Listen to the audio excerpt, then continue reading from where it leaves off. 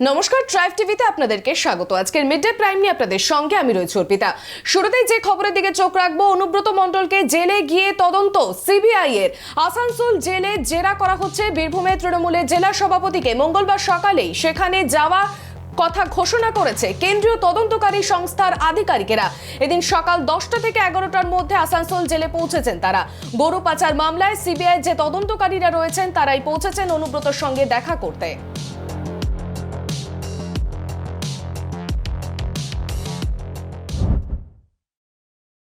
কয়লাকাণ্ডে ফের অভিষেক বন্দ্যোপাধ্যায়কে সমন ইডির। দিল্লির পর এবার কলকাতার ইডি দফতরের সমান।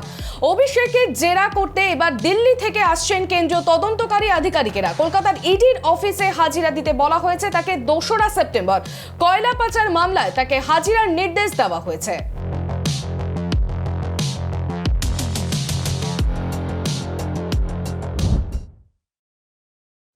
শিক্ষক দুর্নীতি মামলার মোড়কে এবার চমক। এবার ধৃত মিডলম্যান প্রসন্ন রায়ের একটি হোটেলের হদিশ মিলল নিউ দীঘায়। নথি অনুযায়ী বছর 3 আগেই ওই বিলাসবহুল হোটেলের মালিকানা জনৈক পিকে রায়ের হাতে যায়। হোটেলের ম্যানেজারের দাবি, এই পিকে রায় আদতে প্রসন্ন কুমার রায়। উত্তরবঙ্গেও প্রসন্নর একাধিক রিসর্ট রয়েছে বলেই জানা যাচ্ছে।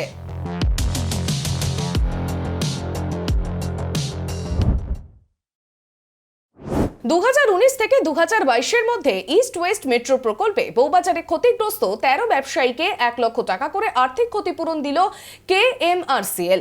সোমবার ক্ষতিগ্রস্ত ব্যবসায়ীদের হাতে চেক তুলে দিলেন কলকাতা পুরসভার কাউন্সিলর বিশ্বরূপ দে, বিধায়ক Nayana Bandyopadhyay. East west metro প্রকল্পের কাজের জন্য বউবাজারের ক্ষতিগ্রস্ত ব্যবসায়ীদের হাতে সোমবার আর্থিক ক্ষতিপূরণ তুলে দিল KMRCL।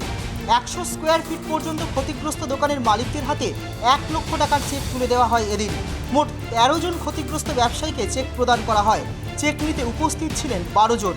ক্ষতিগ্রস্ত ব্যবসায়ীদের হাতে চেক তুলে দেন কলকাতা পুরসভার 48 নম্বর ওয়ার্ডের কাউন্সিলর বিশ্বরূপ দে এবং বিধায়ক নয়না বন্দ্যোপাধ্যায়।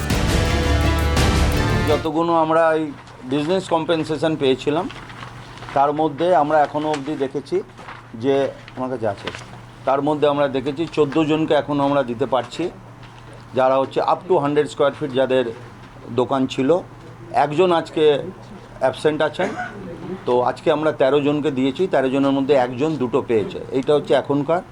বাকি কয়েকটা এখনও অ্যাপ্লিকেশন আমাদের আন্ডার কনসিডারেশনে আছে, যেটা আমরা এই সময় আমরা পরীক্ষা করে উঠতে পারিনি। সেটার জন্য আমরা ভবিষ্যতে আবার জানাবো এবং তাদেরকে তখন হয়তো আমরা অফিসে ডেকেই দেবো। KMRCL এর এই উদ্যোগকে স্বাগত জানিয়েছেন চৌরঙ্গীর বিধায়ক নয়না বন্দ্যোপাধ্যায়। 2019 যখন প্রথম বাড়িগুলো ভেঙে যায় তখন থেকেই আমাদের সঙ্গে এই ব্যাপারটা ঘটছে। আবার 22-এ বলেছিল বাড়ি ওনারা করে দেবেন, কিন্তু 22-এ হতে পারল না, উল্টে আবার ভেঙে গেল। এইটা একটা ঘটনা। কিন্তু আমাদের মানে বিজ্ঞানকেও মেনে নিতে হবে। বৈজ্ঞানিকরা যখন বলছেন যে মাটি যতক্ষণ নিচে সেটেল হচ্ছে ওপর ভাঙতে থাকবে, তো আমাদের সেটা মেনে নিতে হবে। কিন্তু এই মানুষগুলো যারা দোকান করতো তাদের তো দোকান উঠে গেছে, 3 মাস হয়ে গেল, তার একটা KMRCL দিলেন, কম্পেনসেশন ক্ষতিপূরণ দিলেন। এটা ভালো জেস্টার। ইস্ট ওয়েস্ট মেট্রো প্রকল্পের জন্য 2019 সালে বউবাজারের একাধিক বাড়ি ক্ষতিগ্রস্ত হয়েছিল। ক্ষতিগ্রস্ত বাড়ির বাসিন্দাদের মেট্রো রেলের উদ্যোগে অন্যত্র ফ্ল্যাটে স্থানান্তরিত করা হয়। এক্সপার্ট কমিটি মাটি পরীক্ষা করে চূড়ান্ত রিপোর্ট দিলেই বাড়ি তৈরির কাজে হাত দেবে কলকাতা মেট্রো রেল কর্তৃপক্ষ। ইতিমধ্যেই টেন্ডার প্রক্রিয়াও সম্পন্ন হয়ে গিয়েছে।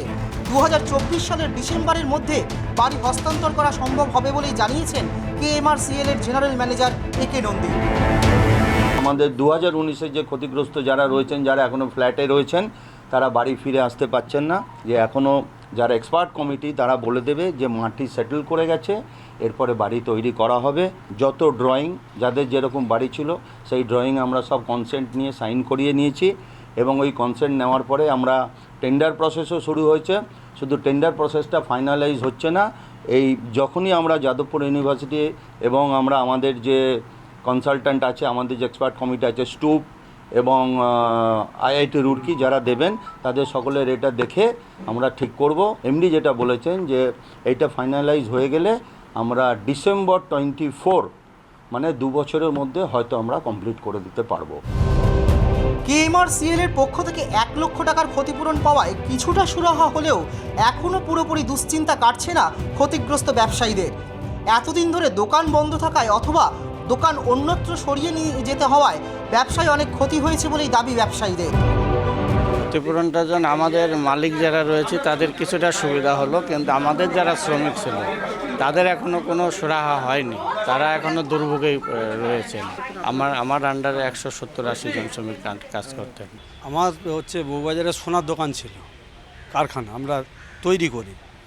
তা 4 মাস হলে এইটা আমাদের বন্ধ হয়ে গেছিলো। 4 মাস বন্ধ হয়ে গেছিলো, আমাদেরকে আবার খোলার আশ্বাস দিয়েছে। তো সেই ক্ষতিপূরণ হিসাবে 1 লক্ষ টাকা করে চেক দিয়েছে। ব্যবসার তো ক্ষতি হয়েইছে, যে একটা জায়গার থেকে চলে গেলে আর একটা জায়গার ব্যবসার যে ক্ষতিটা হয়, যে সমস্ত কাস্টমার, যে সমস্ত লোকজন আসতো তারা আর আসছে না, অনেকে চেনে না।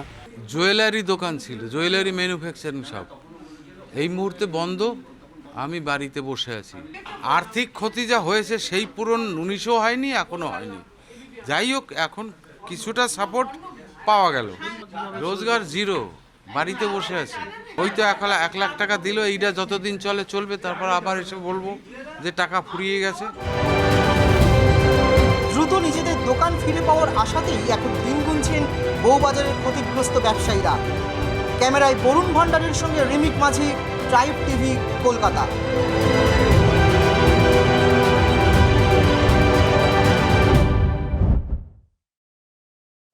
নাম পরিবর্তন করেও হলো না শেষ রক্ষা। অবশেষে গ্রেফতার করা হলো 8 বছর আগে খুনের দায়ে অভিযুক্ত প্রদীপ চ্যাটার্জিকে। মঙ্গলবার তাকে জয়পুর ব্লক স্বাস্থ্য কেন্দ্রে শারীরিক পরীক্ষা করার পর বিষ্ণুপুর জেলা আদালতে নিয়ে যাওয়া হয়েছে।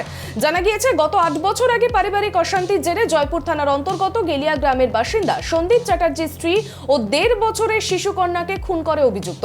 এরপরেই গা ঢাকা দেয় সে। অভিযুক্তকে খুঁজে না পেলে তার বিরুদ্ধে জয়পুর থানায় লিখিত অভিযোগ দায়ের করেন সন্দীপ চ্যাটার্জি। সেই কেসেরই এবার কিনারা করতে জয়পুর থানার পুলিশ সূত্র মারফত দক্ষিণ 24 পরগনার মথুরা থেকে গ্রেফতার করা হয় অভিযুক্তকে।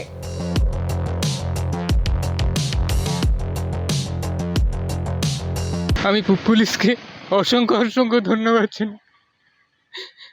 আমার বুক ভেঙে গেছে, আমি পড়া আজ আমার অর্ধেকটা বুকের জ্বালাটা মধ্যে কমলো। আরও আমি আদালতের কাছেও আমি প্রার্থনা করবো যেন দোষীর যেন চরমতম সাজা হয়। সম্পর্কে তারা আমার দাদা বৌদি হয়। জেলা প্রশাসনের সঙ্গে বৈঠক করে অবশেষে বাস ধর্মঘট তুলে নিলেন দক্ষিণ দিনাজপুর জেলার বাস মালিক পক্ষ। সোমবার বিকেলে জেলা প্রশাসনের আধিকারিকদের সঙ্গে দীর্ঘক্ষণ বৈঠক করেন তারা। সংগঠনের তরফে প্রশাসনের কাছে একাধিক দাবি রাখেন। প্রশাসন সেই দাবি মেনে নিয়েছে বলেই জানিয়েছেন। 1 সেপ্টেম্বর থেকে বেআইনি টোটোর বিরুদ্ধে অভিযান চালাবে বলে প্রশাসন, এমনটাই সূত্রের খবর, যার ফলে মঙ্গলবার থেকে বাস চালু করা হয়েছে বলেই জানা যাচ্ছে।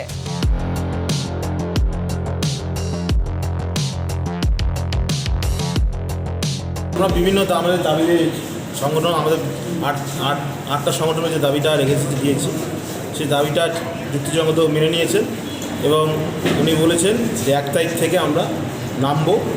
হ্যাঁ, ওনার ওপর আমি এর আগেও বলেছিলেন, আমরা বিশ্বাস করতে পারছিলাম না, কিন্তু আমরা আলোচনা করলাম 1 তারিখ থেকে ওনারা নামবেন এবং 1 তারিখ পর আমরা 1 তারিখে নামার পর আমরা কালকে থেকে স্ট্রাইক উদ্যোগ করে নিচ্ছি এবং কোনো অ্যাকশন না হলে 5 তারিখ থেকে পুনরায় আমরা স্ট্রাইকে। এখন সময় ছোট্ট একটা বিরতির, ফিরছি বিরতির পর অন্যান্য খবর নিয়ে। ততক্ষণ চোখ রাখুন ট্রাইব টিভির পর্দায়।